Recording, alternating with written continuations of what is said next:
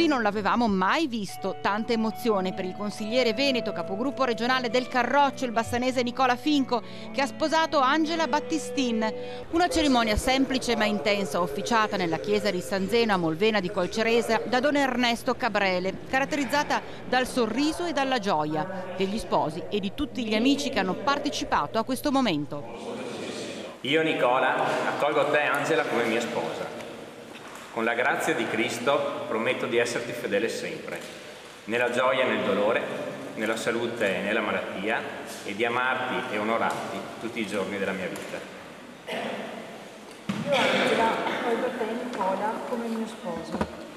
Con la grazia di Cristo prometto di esserti fedele sempre, nella gioia e nel dolore, nella salute e nella malattia, e di amarti e onorarti tutti i giorni della mia vita.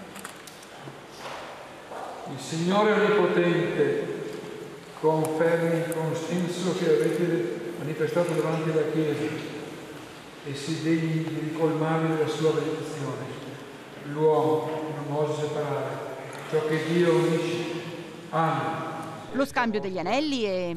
Per grazia di Dio siate per sempre marito e moglie. Lo sposo può baciare la sposa.